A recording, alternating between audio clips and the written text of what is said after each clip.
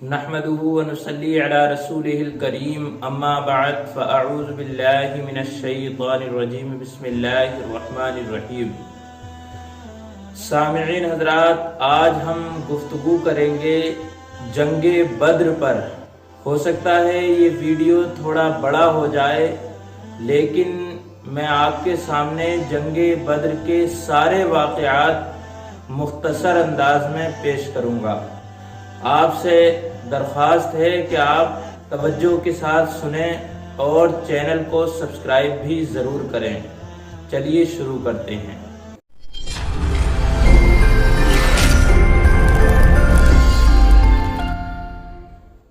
سامعین حضرات، آج 17 رمضان المبارک ہے اور اسی دن جنگ بدر ہوئی تھی اور مسلمانوں کو بہت بڑی کامیابی ملی تھی۔ آپ سے یہ درخواست ہے کہ آپ اپنے اپنے گھروں میں شہدائے بدر کے نام کی فاتحہ ضرور دلوائیں۔ چلیے اب ہم بات آگے بڑھاتے ہیں۔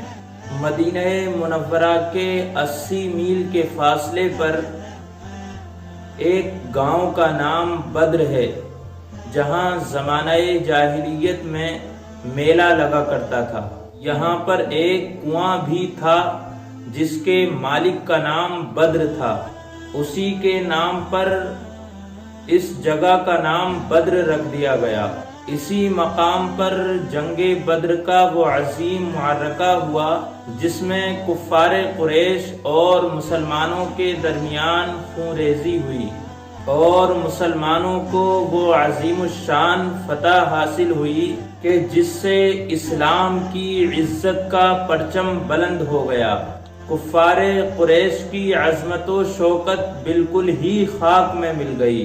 سامعین حضرات، اسی دن کو اللہ تبارک و تعالی نے یوم الفرقان کا نام بھی دیا ہے، اور قرآن کریم کی سورہ انفال میں تفصیل کے ساتھ اور دوسری صورتوں میں اجمالاً بار بار اس معرکے کا ذکر فرمایا ہے۔ اب بات کرتے ہیں مدینہ طیبہ سے روانگی کی، یعنی صحابہ کرام اور سرور کائنات صلی اللہ علیہ وسلم کی روانگی کب ہوئی اور کس طرح ہوئی۔ ہجرت سے 19 ماہ بعد رمضان المبارک کی 12 تاریخ تھی۔ سرور کائنات صلی اللہ علیہ وسلم اپنے جانثاروں کے ساتھ مدینہ طیبہ سے روانہ ہوئے۔ اس لشکر میں نہ حضور صلی اللہ علیہ وسلم کے پاس زیادہ ہتھیار تھے اور نہ ہی فوجی تھے اور نہ ہی راشن کی زیادہ کوئی مقدار تھی۔ سواری کے لیے ایک گھوڑا اور 80 اونٹ تھے اور باقی مجاہدین خالی ہاتھ تھے۔ مدینہ طیبہ سے 1 میل دور چل کر حضور صلی اللہ علیہ وآلہ وسلم نے لشکر کا جائزہ لیا۔ جو لوگ کم عمر تھے ان کو واپس کر دینے کا حکم فرمایا۔ جب آپ مقام روحہ میں پہنچے تو منافقین اور یہودیوں کی طرف سے کچھ خطرہ محسوس فرمایا، اس لیے آپ نے ابو لبابہ بن عبد المنذر رضی اللہ تعالی عنہ کو مدینہ طیبہ جانے کا حکم فرمایا اور حضرت عاصم بن عدی رضی اللہ تعالی عنہ کو مدینے کے چڑھائی والے گاؤں پر نظر رکھنے کا حکم فرمایا۔ انتظامات کے بعد سرور کونین صلی اللہ علیہ وآلہ وسلم بدر کی جانب چل دیے۔ اب کل فوج کی تعداد 313 تھی، جس میں 60 مہاجر اور باقی انصار تھے۔ حضور صلی اللہ علیہ وآلہ وسلم جب زفران کے مقام پر پہنچے تو وہاں آپ نے قیام فرمایا اور مجلس مشاورت قائم کی۔ سب سے پہلے سیدنا صدیق اکبر رضی اللہ تعالی عنہ اٹھے اور بڑی خوبصورت گفتگو کی۔ پھر سیدنا حضرت عمر فاروق اعظم اٹھے اور آپ نے بھی اپنی جذبہ جانثاری کا بھرپور مظاہرہ کیا۔ انصار میں سے قبیلہ خزرج کے سردار حضرت سیدنا سعد بن عبادہ رضی اللہ تعالی عنہ نے عرض کی خدا کی قسم ہم وہ جانثار ہیں کہ اگر آپ کا حکم ہو تو ہم سمندر میں کود پڑیں۔ اسی طرح انصار کے ایک اور سردار حضرت مقداد بن اسود رضی اللہ تعالی عنہ نے جوش میں آ کر عرض کیا یا رسول اللہ ہم حضرت موسیٰ علیہ السلام کی قوم کی طرح یہ نہ کہیں گے کہ آپ اور آپ کا خدا جا کر لڑیں، بلکہ ہم آپ کے دائیں سے بائیں سے آگے سے پیچھے سے لڑیں گے۔ انصار کے ان دونوں سرداروں کی تقریر سن کر حضور صلی اللہ علیہ وآلہ وسلم کا چہرہ مبارک خوشی سے چمک اٹھا۔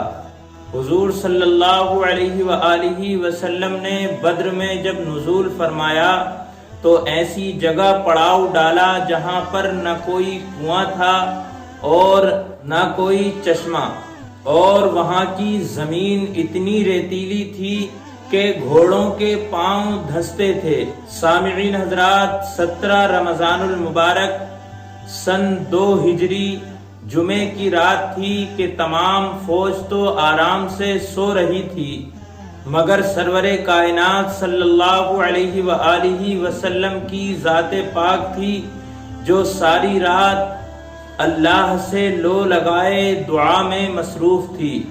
صبح نمودار ہوئی تو آپ نے نماز کے لیے لوگوں کو بیدار فرمایا، پھر نماز کے بعد قرآن کی آیات جہاد سنا کر ایسا لرزہ خیز وعظ فرمایا کہ مجاہدین اسلام کی رگوں کے خون کا قطرہ قطرہ جوش و خروش بن کر موجیں مارنے لگا اور لوگ میدان جنگ کے لیے تیار ہو گئے۔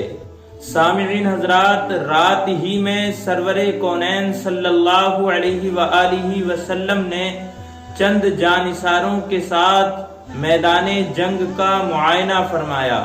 آپ کے دستے مبارک میں ایک چھڑی تھی، اسی چھڑی سے آپ زمین پر لکیر بناتے جاتے اور یہ فرماتے جاتے تھے کہ یہ فلاں کافر کے قتل ہونے کی جگہ ہے اور یہاں پر فلاں کافر کی لاش ملے گی۔ چنانچہ ایسا ہی ہوا کہ جس جگہ آپ نے کافر کی قتل گاہ بنائی تھی اس کافر کی لاش ٹھیک اسی جگہ پائی گئی۔ ان میں سے کسی ایک نے لکیر سے بال برابر بھی تجاوز نہیں کیا۔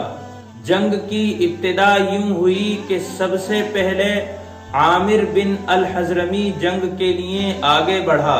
اس کے مقابلے کے لیے حضرت عمر فاروق اعظم رضی اللہ تعالی عنہ کے غلام حضرت مہجع رضی اللہ تعالی عنہ نکلے اور لڑتے ہوئے شہادت سے سرفراز ہوئے۔ حضرت حارثہ بن سراقہ انصاری رضی اللہ تعالی عنہ حوض سے پانی پی رہے تھے کہ اچانک ان کو کفار کا ایک تیر لگا اور وہ شہید ہو گئے۔ حضرت عمیر رضی اللہ تعالی عنہ نے جنتی ہونے کی خوشخبری سنی تو مارے خوشی کے کفار کے لشکر پر ٹوٹ پڑے اور جاں بازی کے ساتھ لڑتے ہوئے شہید ہو گئے۔ کفار کا سپہ سالار عتبہ بن ربیعہ اپنے سینے پر شتر مرغ کا پر لگائے ہوئے اپنے بھائی شیبہ اور اپنے بیٹے ولید کو ساتھ لے کر غصے میں بھرا ہوا اپنی صف سے نکل کر مقابلے کی دعوت دینے لگا۔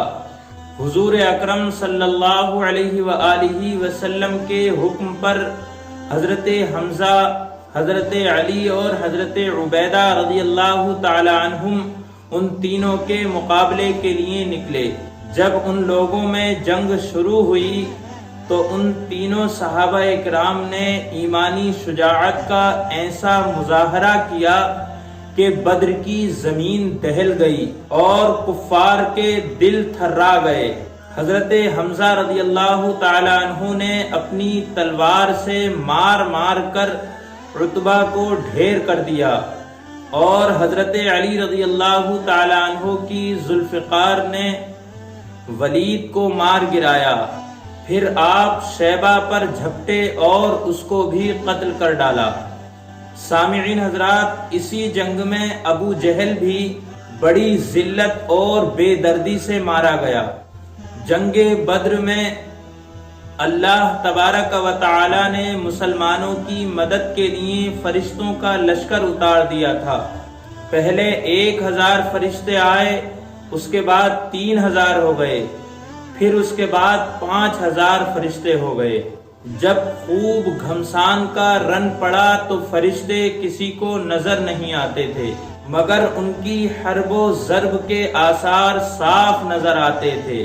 بعض کافروں کی ناک اور منہ پر کوڑوں کا نشان پایا جاتا تھا، کہیں بغیر تلوار مارے سر کٹ کر گرتا نظر آتا تھا۔ یہ آسمان سے آنے والے فرشتوں کے کارنامے تھے۔ عتبہ، شیبہ، ابو جہل وغیرہ کفار قریش کے سرداروں کی ہلاکت سے کفار مکہ کی کمر ٹوٹ گئی اور ان کے پاؤں اکھڑ گئے اور ہتھیار ڈال کر بھاگ کھڑے ہوئے، اور مسلمانوں نے ان لوگوں کو گرفتار کرنا شروع کر دیا۔ اس جنگ میں کفار کے 70 آدمی قتل اور 70 آدمی گرفتار ہوئے، باقی سامان چھوڑ کر بھاگ گئے۔ اب بات کرتے ہیں شہدائے بدر کی۔ جنگ بدر میں کل 14 مسلمان شہادت سے سرفراز ہوئے، جن میں سے 6 مہاجر اور 8 انصار تھے۔ ان شہدائے بدر میں سے 13 حضرات تو میدان بدر ہی میں مدفون ہوئے، چونکہ حضرت عبیدہ بن حارث رضی اللہ تعالی عنہ نے میدان بدر سے واپسی پر مقام صفرہ میں وفات پائی، اس لیے آپ کی قبر شریف مقام صفرہ میں ہے۔ تو سامعین حضرات، آپ نے جنگ بدر کے حالات سنے، دعا کیجئے اللہ تبارک و تعالی ہمارے دلوں کے اندر بھی ان صحابہ اکرام جیسا جذبہ عطا فرمائے اور سنت رسول پر ہمیں عمل کی توفیق عطا فرمائے، آمین۔ دوستو، ویڈیو اچھی لگی ہو تو لائک کریں، شیئر کریں اور چینل کو سبسکرائب ضرور کریں اور دعاؤں میں ضرور یاد رکھیں۔ ملتے ہیں اگلی ویڈیو میں۔ السلام علیکم ورحمۃ اللہ وبرکاتہ۔